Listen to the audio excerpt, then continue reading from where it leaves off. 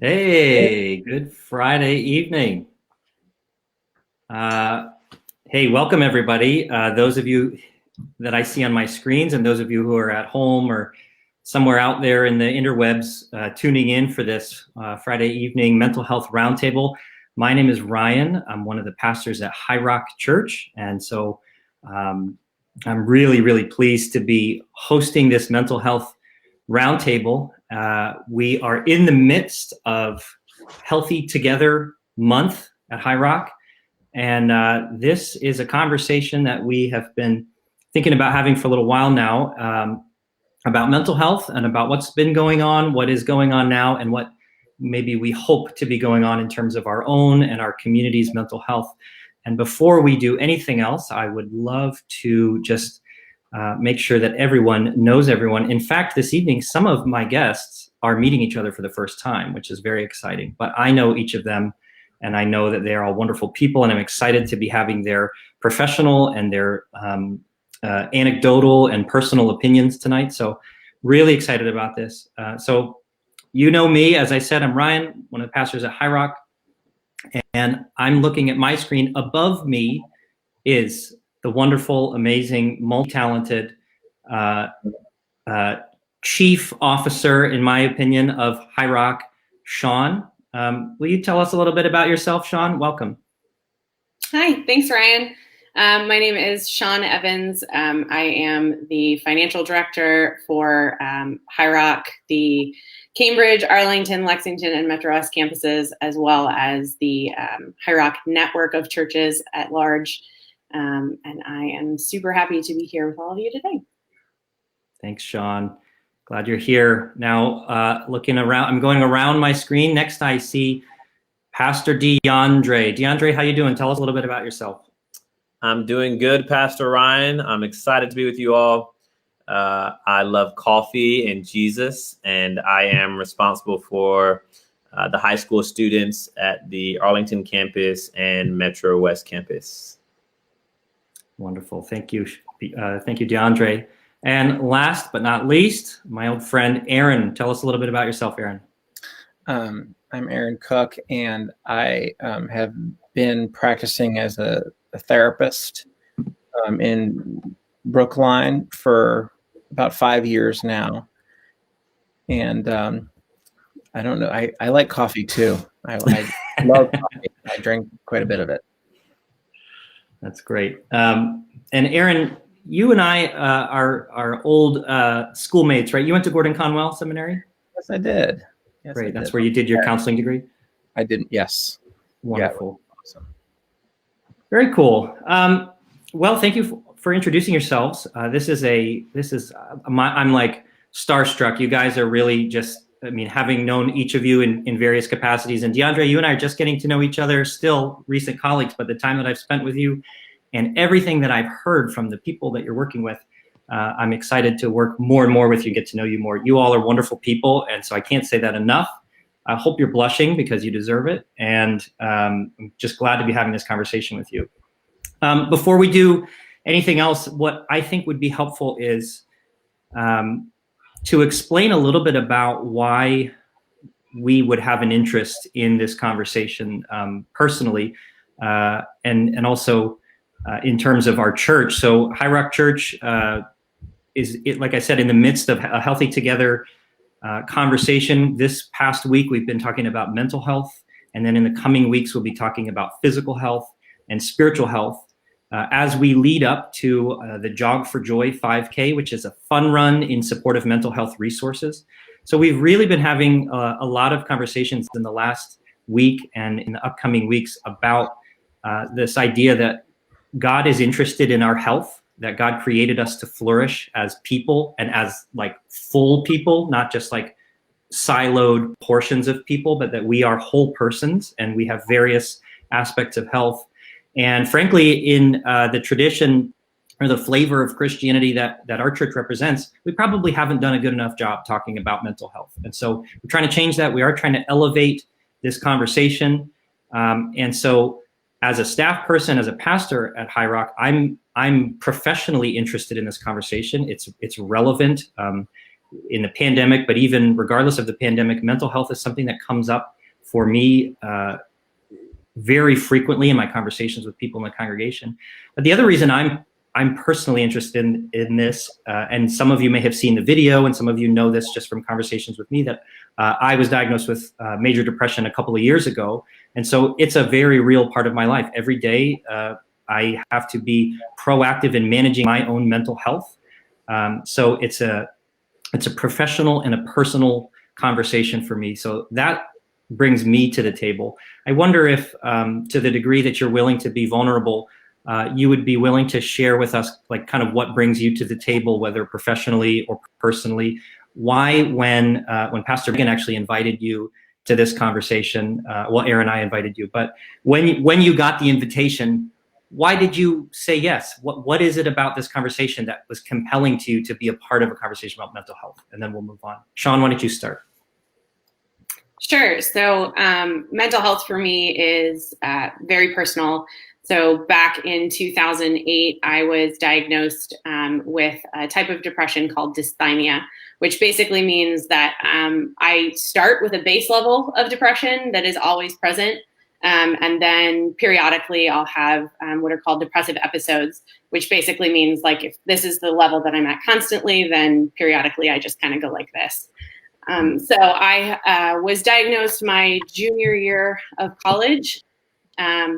And I was diagnosed in part because I was flunking out of college. That was pretty like, oh, there's something wrong here. And so I have been actively in therapy since 2008. I've been on all types of medication. It runs in my family. And then this past, like, I would say 2 years, we got to add a sprinkle of anxiety on it just for fun. So I've had a lot of conversations about mental health and the importance of, treatment and asking for help, and just kind of living day to day with this diagnosis. So I'm really excited about this panel, about sharing with people. And it's one of those things that I feel like people either feel really, really ashamed of, or they're just an open book about. And so I consider myself on the open book side. Thank you, Shawn. Thank you for being willing to be open and vulnerable. And I really appreciate you being here and a part of the conversation. DeAndre, what brings you to the table? I guess for me, so I did some undergraduate work in counseling and psychology.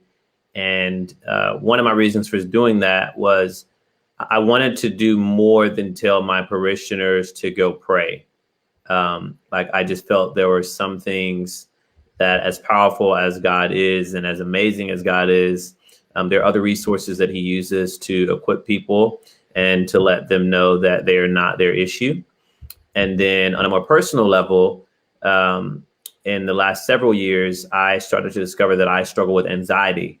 And so this loss of sense of control, this sense of loss of control, and it drives me up the wall at times, and sometimes, like, really uncontrollably. And so I really needed to learn different ways to cope with that. And I think serving high school students, it's important to be able to provide resources and opportunities for students who are struggling with mental issues, mental illnesses, and help let them know there's a community and there's spaces and there are people that care about them. And again, that you can do more than just pray. And so I was excited to see that Highrock was willing to have the conversation, and looking forward to hearing you all tonight. Fantastic. Thank you, DeAndre. Aaron, it may be obvious as a professional, but tell me a little bit more about why you care about this conversation. Why did you say yes to being here? I was diagnosed with attention deficit disorder when I was in 7th grade, and I took stimulants all through high school, and I was very conflicted about whether it was a real thing. And I continued to be conflicted about it and continue to be confused about what it meant.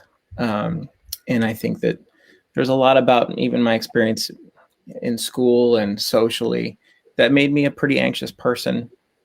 Probably I was going to be anxious anyway, but I was also struggling a lot because of, I think, some of that misunderstood part of me. So I was interested already in understanding the parts of us that are not really in our control, and are the parts that we kind of like to ignore about ourselves. So that, and I think along with that, probably the thing that I am especially interested in is, even though I believe that there's genetic and biological factors, I think that understanding our family backgrounds and understanding where we are now in the world is so important in helping people feel better. And so that's probably something that I'm interested in, working with families and working with kids, and kids like me. So that's great. Thank you so much. So I have basically 3 questions, and we'll just sort of work through them. And as the conversation goes, that's what we'll do. I am also realizing and seeing here that people are chatting, and so it's possible that if someone asked a question and it seemed appropriate, we would address that too. But we kind of have a general overview about this conversation. And the first thing I'm wondering is, in your own life, or in the people around you, your colleagues, the circles that you run in, your families, what changes to mental health have you noticed in the last 7 months? What are you and your people experiencing, however you define your people, whatever that is for you? What are you noticing that people are experiencing as we've come into the pandemic, and we've now been, can you believe it's 7, are we almost at 8 months of essentially this pandemic in the United States? What are you noticing in yourself and other people? And maybe DeAndre, would you be willing to start with that? Sure. So I guess to start with, kind of in a nonchalant manner, your comment of your people. And so for me, I moved in a pandemic, and now kind of redefining or rediscovering who my people are has really taken a toll on me. I think I at first underestimated the weight of moving in a pandemic. And as I said, my anxiety really started to kick in as I started to prepare to move. And so just looking for a new space of belonging, and even figuring out what that looks like in this time. And when I think about the high school students that I'm serving, they're, I think, similar, this longing for community. It's almost like students are going in the opposite direction of what they were doing before the pandemic, of isolation, play games alone, like I can totally do this. And now being confined to that space, students are longing for community and just to be with one another. And so those conversations of just wanting to be together, of not even caring really what it is that we do, just being able to be in community has seems to be really important and longed for right now. As far as, I think even in how we understand the pandemic. And so at first, I think a lot of people underestimated the severity of it. And I don't even know if we really took into consideration the mental aspect of it. I know I find myself thinking more about that now, of what does it mean to be relational, and what does life look like post this pandemic, whenever that is. How do we get back into a rhythm that seems somewhat normal and healthy? So yeah, the cloudy days, I know I'm definitely wrestling with those days where I'm forced to be inside. The last 2 days have been life-giving, like we just staying outside for whatever reason. And I'm a Southerner too, so like I'm like sucking in all the heat that I can right now. But yeah, I think it's definitely when we talk about our mentality right now, I would say relationally, I've started to think more about what it means to be in relationship right now. Thank you very much, DeAndre. Shawn, what about you? I think kind of the interesting thing about the pandemic for me is that mental health seemed like a really taboo thing to talk about. And then as the pandemic hit and we were all in isolation, and then there was talk of like, you know, the cold, hard winter ahead of us, it almost seemed like people were more willing to talk about the cautions that they were taking. You know, and it seems like, you know, it might seem like silly things like, oh, I got myself a weighted blanket and a happy light. But those were conversations that were really happening beforehand, that people were not admitting to taking steps, you know, for that aspect of self-care. And so I think you know, it's both really hard because of, as DeAndre said, that relational aspect has just been, you know, increasingly difficult to kind of make happen as it gets colder and darker. But it also is just forcing people to be creative and to really seek the help they need. And so I think that's been encouraging. I've seen a lot more of those conversations and a lot more willingness from my people to just say like, hey, maybe this is something that I really need to invest in and address. You know, and what's been your experience? And it's there's so much uniqueness to mental health, to different aspects of mental health. But there's also this like great camaraderie about it of like, you know, we're all in it together. And so I think that's been really encouraging. I think that's the place that I see God is like in this making of community, in spaces where it feels like it's really hard to make community. So. Thanks, Shawn. Aaron, how about you? Yeah, I mean, I think, you know, a lot of people are coming to terms in the sense that they're accepting a new normal, which is really hard to do. I think it's a very different thing, accepting rather than despairing or giving up. And I think that this kind of conversation about emotions and kind of paying attention to what's going on inside of yourself gives space to make distinctions like accepting versus giving up. I think, and you can, if you start to notice what's going on inside of you and how your behavior is expressing things, you'll start to notice. And I see people thinking about that a lot. I see families a lot. You know, I think about kids a lot. I think that was something that we were talking about. And I think with kids in particular, with school settings, I see it being a lot of parents and, you know, families wondering like, I'm seeing all these things with my kids that I don't see normally. It's kind of terrifying or it's confusing. And is there something that's going to happen out of this that's really dangerous? And I think there's a lot of it that's expecting that it's going to be hard. And like, you know, I don't know, like we don't ask in a POW camp, like, are you going to, you know, how are you going to thrive? We're trying to get through and we're trying to feel like we didn't lose ourselves in the process of getting to the other side. And I think that's a process of acceptance and knowing that this is, and I think I see that as I don't know, you might call it like the stages of grief or something like that, that people are sort of coming to accept that there is a loss in this time period for themselves and for their families and for their relationships. Yeah. Yeah. That's really, I like that. They're sort of observing the cultural stages of grief over the last couple of months. I think that's a really interesting idea. Thanks for sharing, guys. Yeah, I definitely resonate with what you guys have been saying. There was sort of a strange thing that happened that I noticed at the beginning of the pandemic that, I mean, not to make, you know, I absolutely do not want to make light of the whole thing, but there were some people for whom the sudden shift towards working from home and isolation actually sort of jarred them out of a rut that they had been in before the pandemic, if that makes sense. That there were some people, suddenly they were spending more time with their families. They were not having to commute as much. People in my neighborhood were walking. All of a sudden, it was like there were people I had never seen, and they were just walking. My street was so busy. And that didn't last very long, but that was a change that I noticed.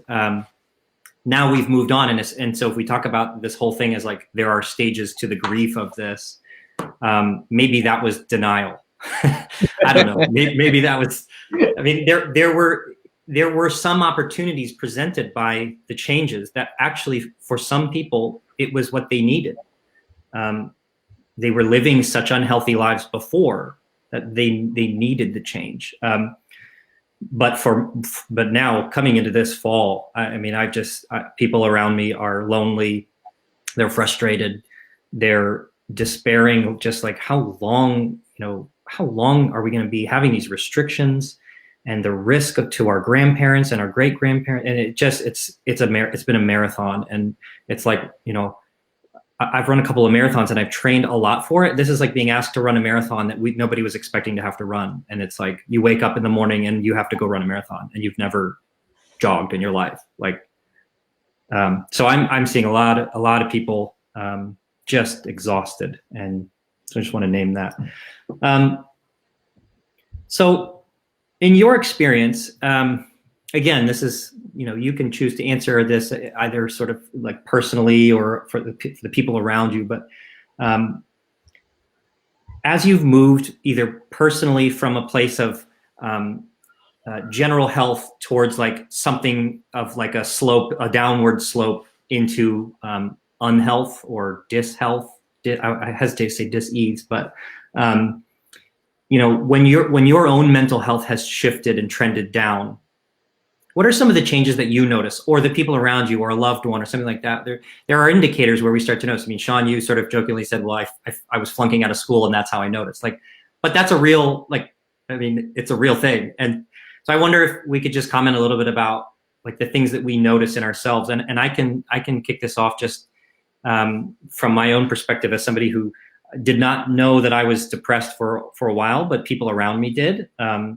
My wife did. I was able to hide it from a lot of people, but she was able to see through my my facade. But when I finally realized what was going on, I've started to learn that I withdraw from people that I love, and I start to justify having like a smaller and smaller circle of people around me. And I'm an introvert anyway, so I don't have, I have a couple like really close friends is kind of how I live. But when I start to withdraw from even those close friends, and when every opportunity to be with somebody or somewhere is such a daunting task that I can't even imagine just making small talk with people, that's like an indication that like to me, like I just have to keep like sort of a tally of things, like add that to zero motivation to exercise. I love to be active, but when I'm not healthy and it's like, it's a beautiful afternoon and you could go for a jog right now, but I just can't do it. That's an indication for me, like that I'm starting to shift out of a place of health. I wonder if you guys are aware of shifts in your own health, or if there are common things that you have seen for people, because I know that one of the questions that people ask me and that I hear about, people wonder, how do I know if I'm just sad or if I'm becoming depressed? Or how do I know, like maybe I just had a really my day was just kind of haywire and I'm having trouble like coming down from it. Am I just kind of spun up, or am I getting closer to anxiety, like something that's a little more clinical? Does that make sense? So I wonder if anybody has anything that you know in your life, or you've observed it with people around you that like are sort of indicators that they're moving towards something that is more than just like a bad day. And I'll just anybody that wants to jump in. This can be a free for all. So, Ryan, the first thing I'd like to say about that is the best advice that was ever given to me was, if you have a doubt about whether or not this is something that's clinical, go see a professional. In the same way that, like, if you don't know if you have a cold or you have COVID, go to the doctor. If you don't know if you're just sad or you have depression, go and see a doctor.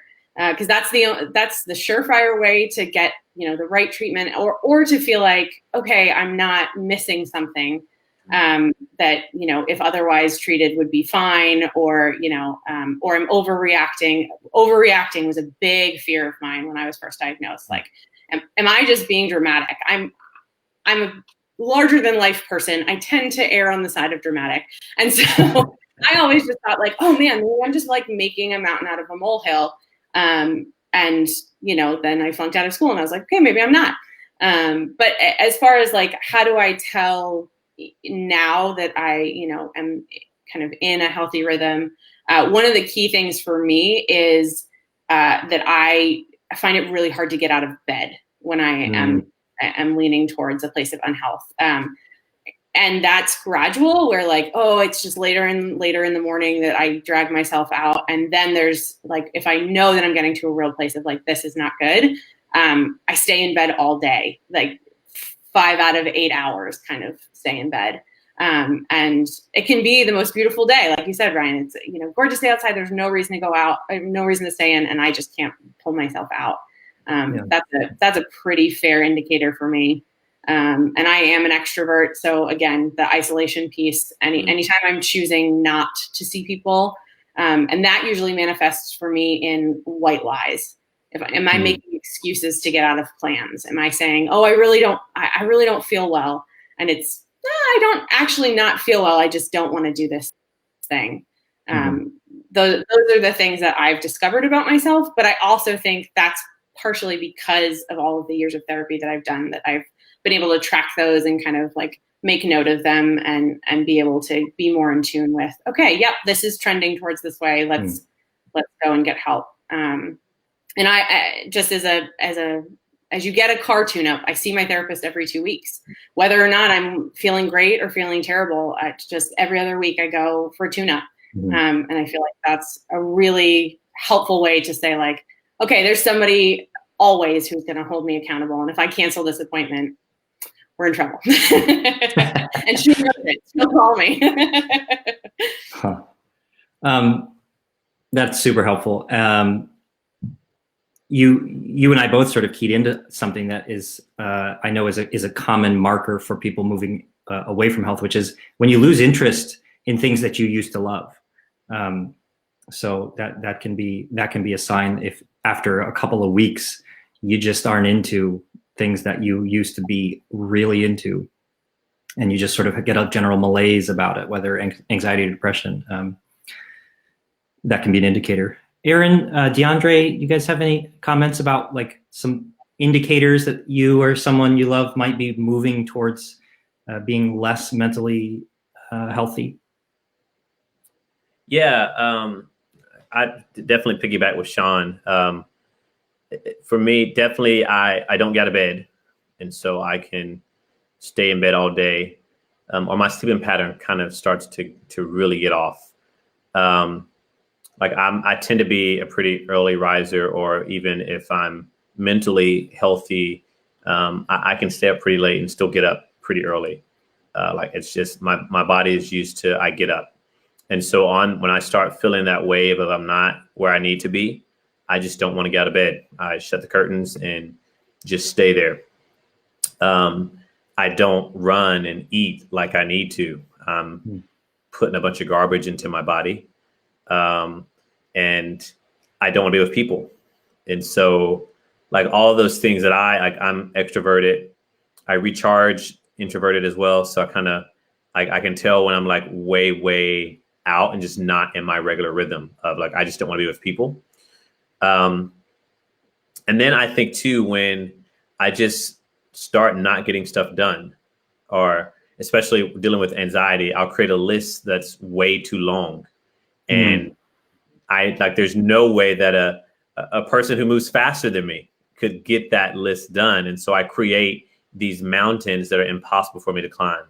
And I have to step back and I have to breathe and say, okay, like, first of all, the list that you created was unrealistic and it's okay.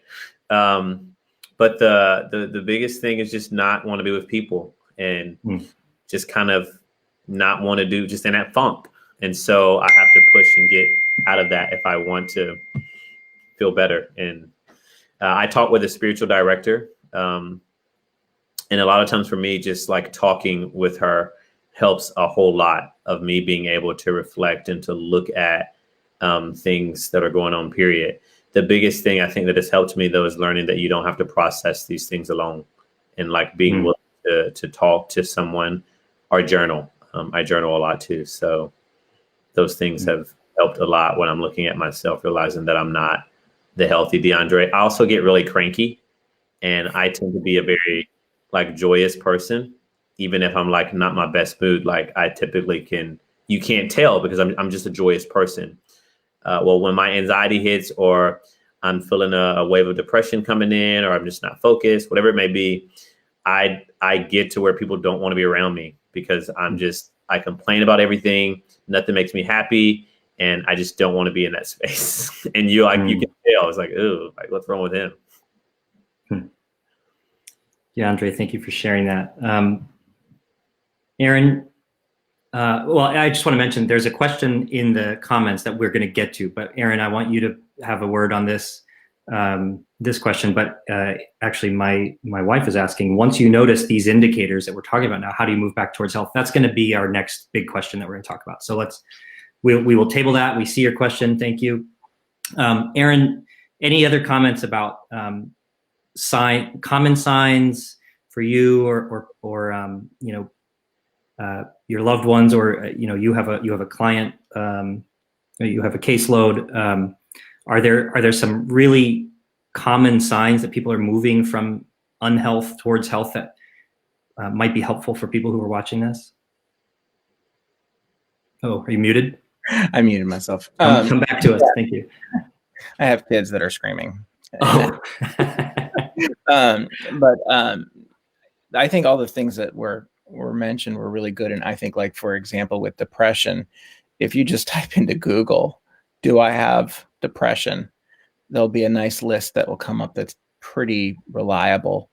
And I think you can say the same thing, like, do I have anxiety? You could generalized anxiety is the term for that. And those two, I think, fit a lot of situations for people. And I think generally we human beings tend to be depressed and anxious creatures to a certain degree, which is what makes this hard.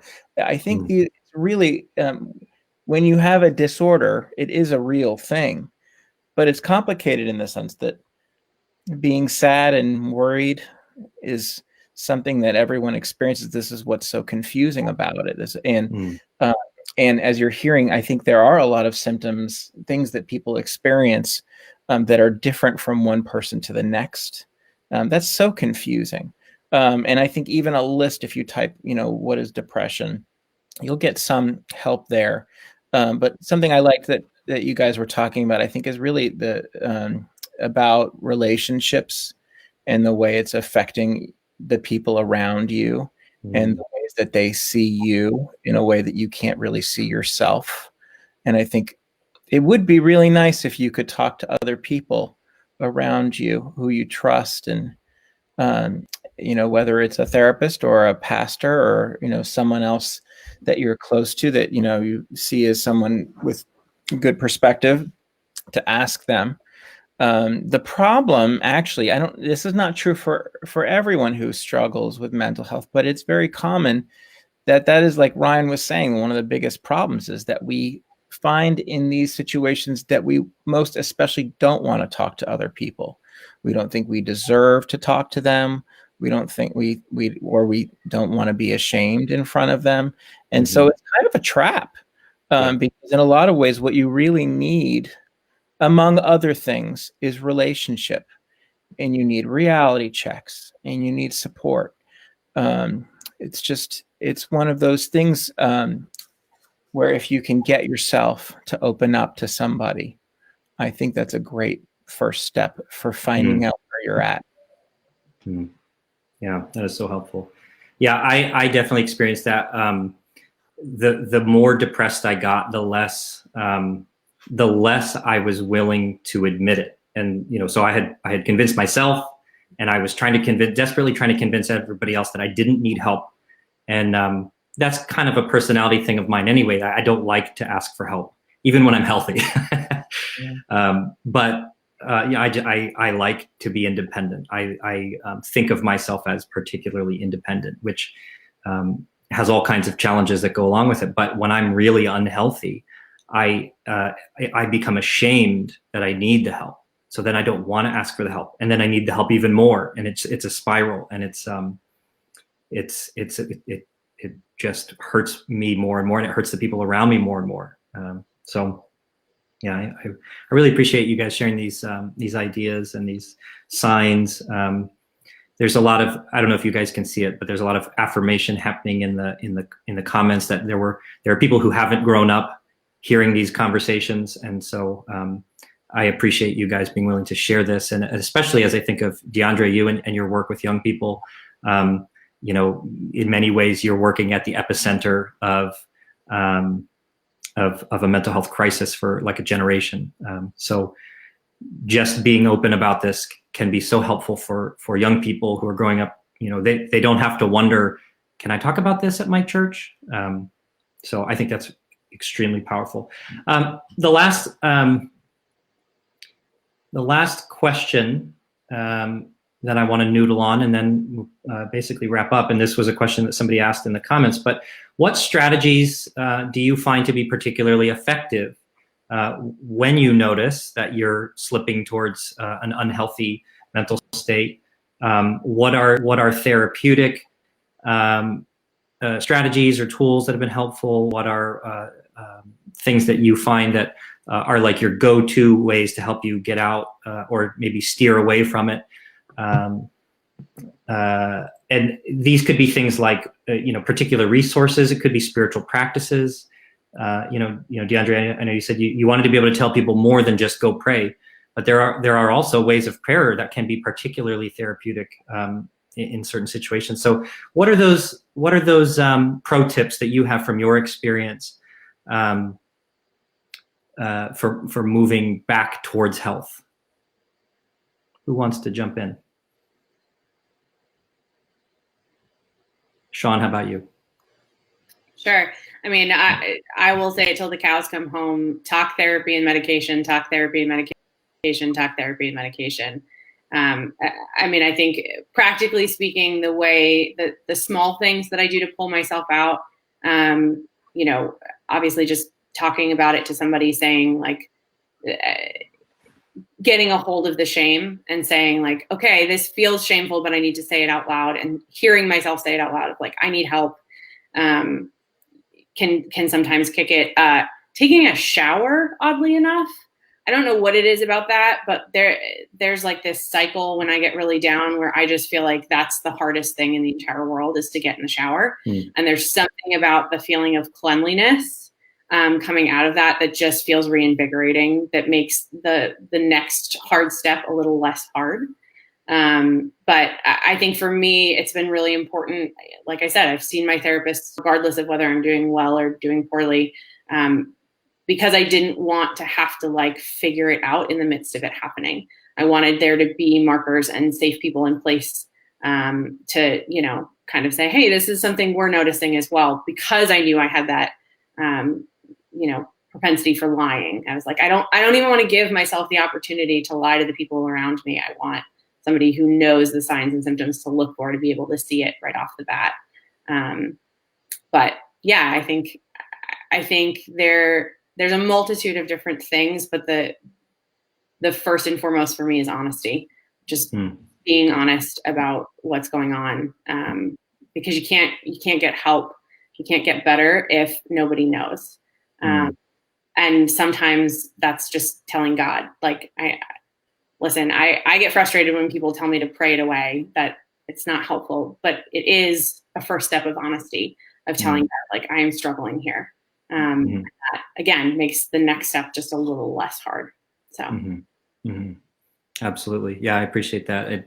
One of the really sort of gritty pictures of that honesty with God is Psalms of lament, and especially there's one psalm that ends Psalm 88. 88. Darkness is my only friend, and I mean that the psalmist just kind of lays it out there to God. And that's my go-to. I love that song.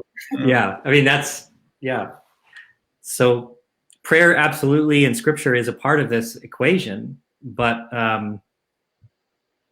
it may not be the whole thing. And there is a question. There's actually a question in in the comments about this, which maybe we could get to one way or another, which is how do you talk to somebody who believes that prayer is the only answer? And I don't, Aaron, you might have maybe a more like professional opinion about that. And you know, are there strategies to helping people become more open to medical or clinical settings for therapy if they've grown up in a tradition maybe that says the only thing you should do is pray? I think my strategy for that is it's not that prayer isn't effective. It's that prayer and these other things can be effective. And that for me, and as a person who has staked my career on conversations about prayer and Jesus, I also am a living, breathing example of the fact that prayer in addition to, or prayer during other kinds of activities, like praying while I run, incorporating prayer into other activities that are known to be effective for caring for mental health issues. Maybe that's one strategy to helping somebody else, like consider, be open to additional therapeutic supports. But Aaron, I don't know if you have any comments in addition to that, but we can still just keep on strategies for moving from or back towards a state of health. DeAndre or Aaron, any comments? Yeah, I mean, I'll to the prayer thing, which maybe we can go back to the after, but I think it's a really, I think even someone in the comments said it depends on what's the reason. There's a lot of reasons why people think prayer only, but I think, I do think that the medical analogy is really helpful for people.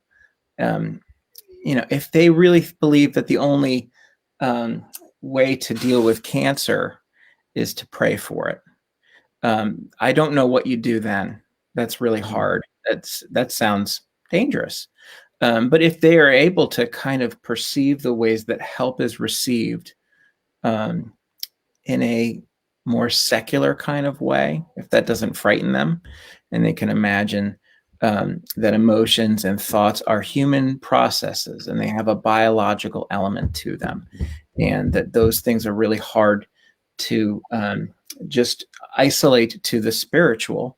I think, to think of that as a medical thing means that a medical problem needs a solution with a doctor.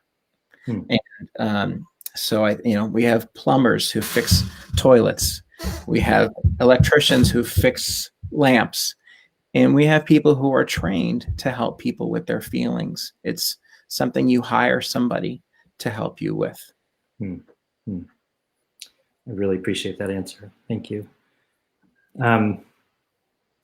I do want to say, I think the distinction has to definitely be that prayer is not the only way, because I think as reformed as I am, as progressive as I am, and I mean, also I think being the intellectual that I am, I also have my charismatic Pentecostal roots where I have seen prayer transform things that there are no medical explanations for. Yeah. Amen. There are some, I take medication for my anxiety. I also take medication for ADHD. But there are some moments too where I can get out of a time with God where I feel more focused and more calm than any pill that I have in my room that does help. Now that doesn't mean I don't take my medicine, but I don't want to underestimate the power of prayer and the power of God, I think. And there's a balance in those instances. I have frustration, I think, with people who completely dismiss modern medicine and say, I'm believing God to heal me. Well, maybe God's going to heal you through the doctor. Or maybe God's going to heal you through having conversation with people. And so I think there has to be a healthy balance there. For me, I bike, I run. So I take my medicine. I try to eat, for the most part, healthy. How's the baking factor into that, DeAndre? Oh yeah. Well, and, so the crazy thing about that is I don't eat half of the stuff that I bake.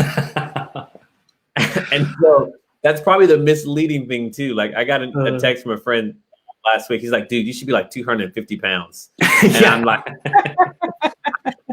I'm like, well, I don't eat anything that I bake, but for me coming out of that rut, so my love language is words of affirmation. So you could probably call it manipulative.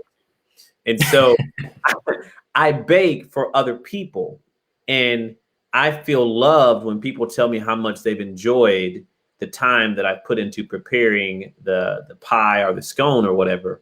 And that has become a remedy for me. So when I'm feeling like things are out of control, or again, I'm just in a funk, I go in the kitchen and I pull out the flour and I start creating, or I cook a meal. And when I was in my community of people, I would invite friends from the div school and say, hey, I just made a killer meal. Do you want to come and eat with me? Or, I would take stuff when the pandemic first started. I would bake pound cake and, divvy up slices and drop them off at friends' home. Just a way for me to feel like I was giving back really helped me calm down. And then I like to sit by water. That's also been very therapeutic for me, just to hear nature and to close my eyes and to unplug. And sometimes I just have to sit and just say what I'm frustrated over is out of my control. And that's okay. There's nothing that I can do about that. Or again, when I make those exhaustive lists, I need to go through the list and say, well, I did get this done today. I did get this done today. And I reaffirm the contributions that I have made to the day and say, you know what, there's always tomorrow and I can get these things done then. Friends, community, calling people on the phone and just saying, look, yo, bro, this is where I'm at. I just need you to talk into me and just help me get out of this moment. And sometimes they will pray with me on the phone or just say, yo, like, give me the kicking in the butt that I need to get on my feet and go on. I sit in the Psalms. I love just reading the Psalms and finding a place to rest. Those are just, I think simple ways that help so much. But I think the biggest factor for me definitely has been the medicine that I take and just a community of accountability. And so friends that know me will check in. Fall is my favorite time of the year, but winter is hard for me. And they know that. And so they're intentional when the winter time comes around, give me phone calls or send me cards and things in the mail to make sure that I'm staying balanced and I feel loved and I feel valued and reminded that I'm not in it alone. Thank you, DeAndre. Aaron, any last comments to this last question? And then there's one other question that was submitted that I want to cover. And then I think it would be nice to just recap a couple of steps that people can take, which I'll just go ahead and do based on what I've heard from you guys say. And then I think we'll move towards calling it a night. You guys have given up about 40 minutes of your Friday night, and I appreciate that. But Aaron, any last words about effective strategies that you want to mention? Yeah, I want to mention finding a therapist, because I think it's a good, it's something I think that's intimidating. And it's also really hard that a lot of insurances therapists don't take. And then if you try to go to a place like a clinic where they take all insurances, you'll have like a 4 to 5 month wait. And then when you get a therapist at that clinic, it is often someone who's very new to it and might not know very well, which sometimes it's just nice to have someone listening to you. But I also think sometimes if you're really struggling, it's nice to have some confidence that the person knows. So I don't have a solution to that. I just want to let that be known that that's really hard. And that, but I do want to say that, that I think it's hard for us in the church setting to understand what a therapist is about, because, or a counselor. Some people feel much more comfortable with the term counselor, because I think a lot of people think, well, if I need to talk to someone, I'll talk to a friend. I'll talk to, I don't want to pay someone. And then it's such a strange kind of thing. You go into this room and you talk to this person for 50 minutes and then it's over. And, so I think that is hard to conceive of. It's actually a very different paradigm than what I grew up in church. I grew up with, if you have problems, you talk to your small group friends and get support from them. And that's what you do.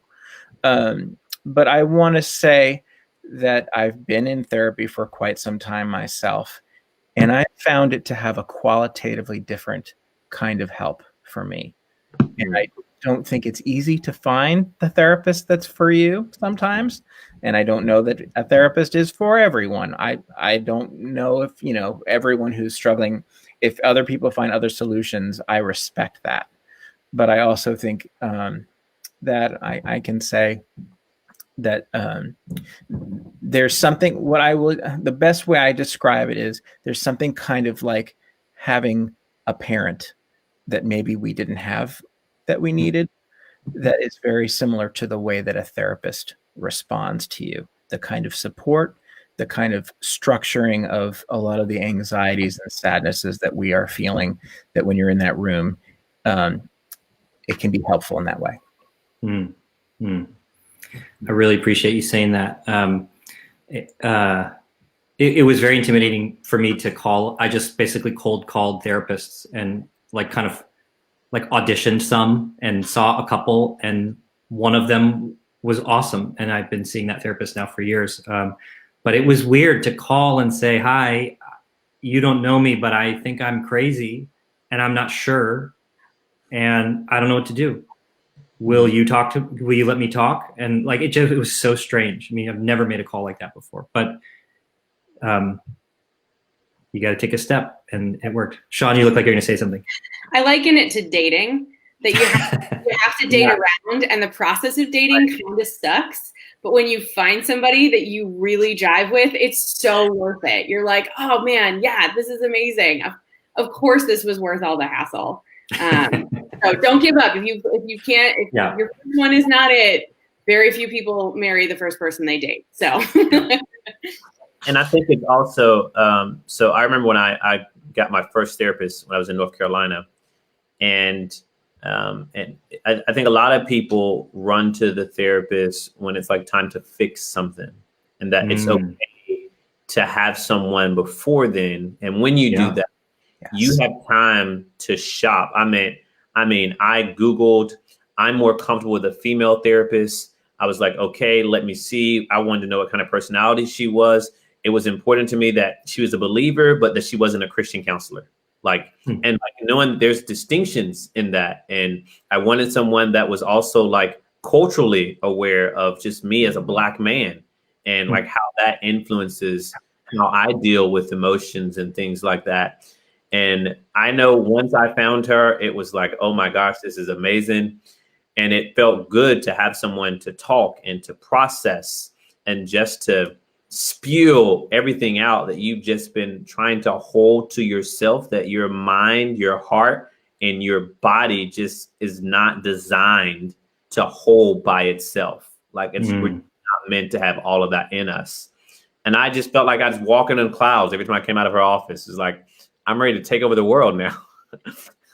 And so I definitely encourage it. And because everyone needs someone they can talk to and just process life. Amen. Pastor Megan put something in the comments, but I do want to just draw on that. She said something to the effect of, your pastors are not therapists. That's true. Some pastors may have clinical counseling backgrounds. They may have certification. Most, I think, do not.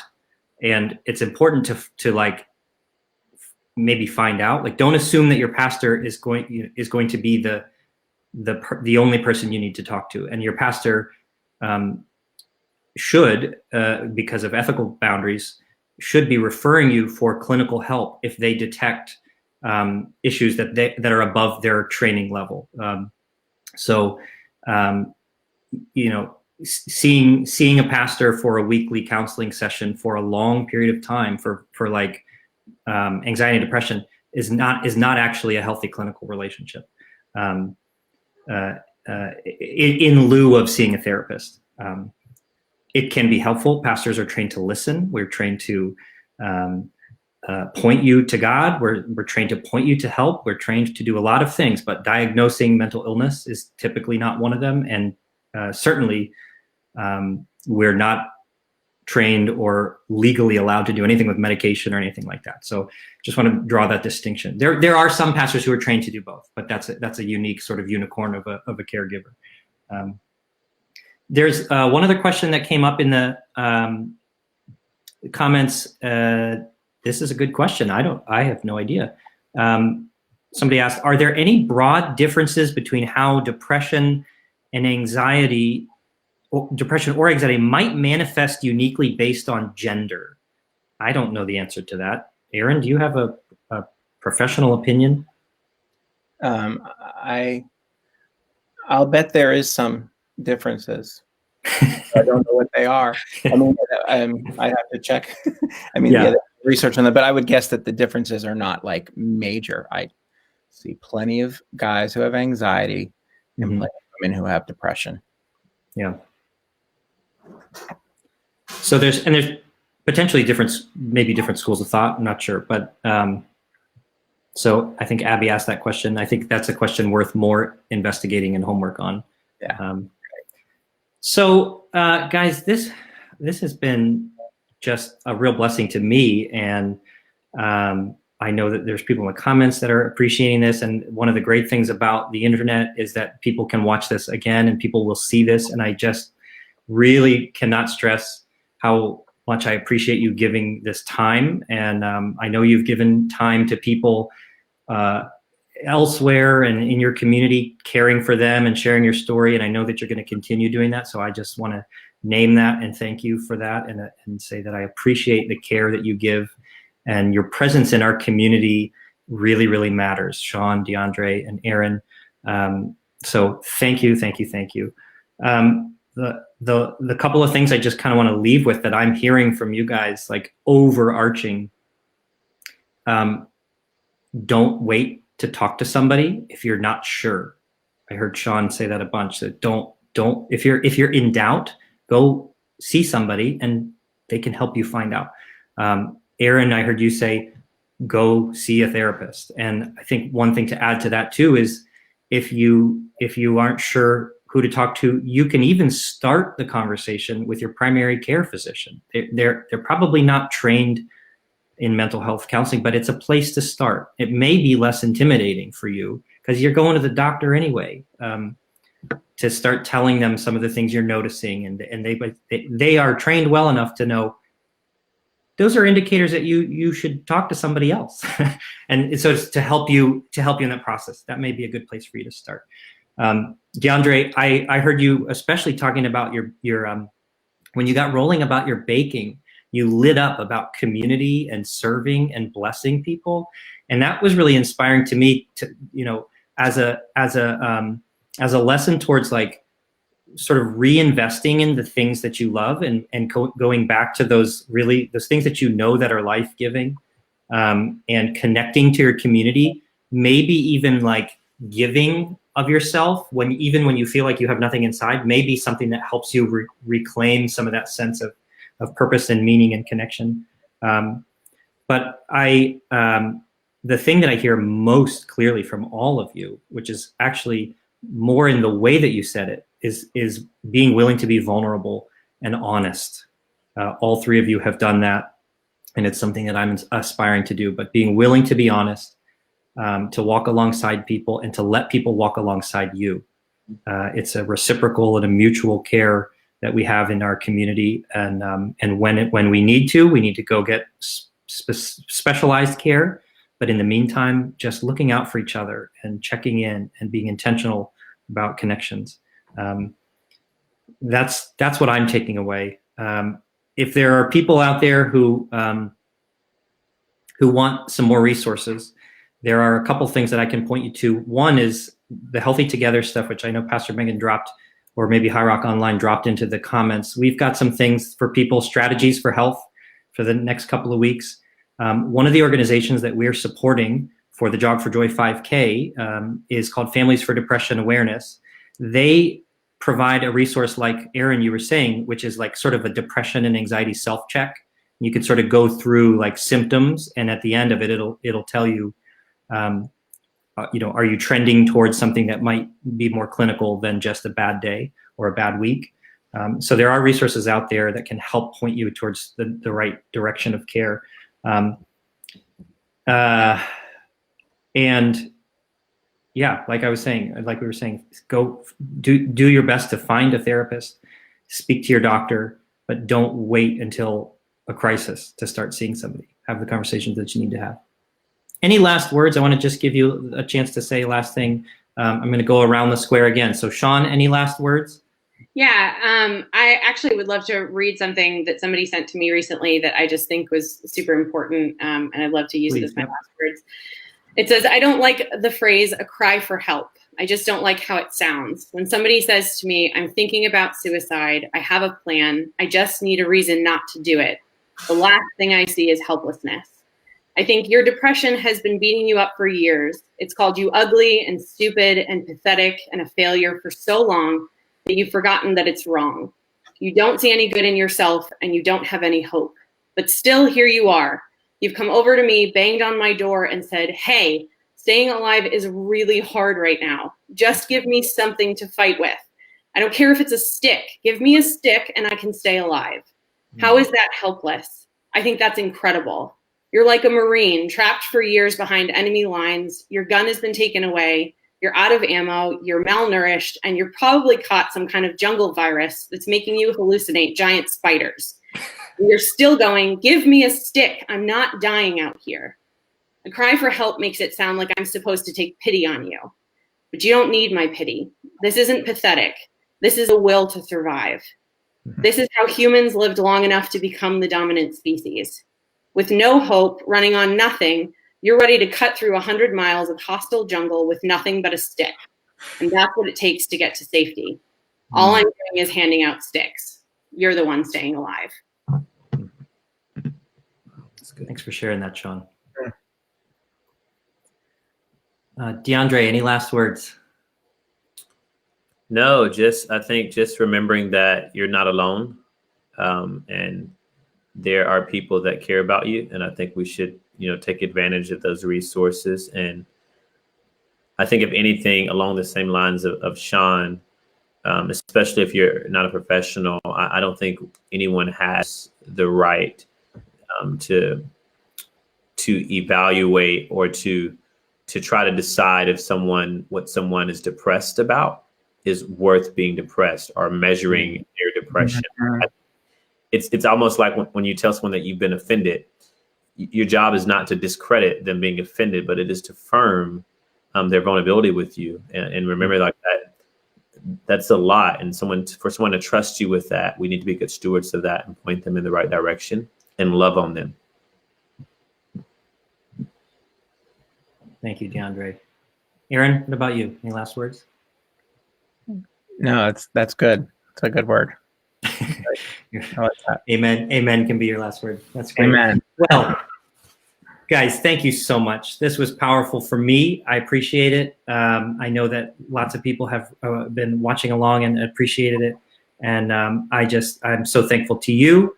Thank you for having this conversation, for giving the time. And I do pray for each of you that you will continue to find ways to be healthier, and that God will bless you in that, and that you will find joy in the Lord in the coming days and weeks and years. And thank you. Thanks for Have a hosting. good night. Thank you. My pleasure. Thanks everyone for joining at home. We'll see you again soon.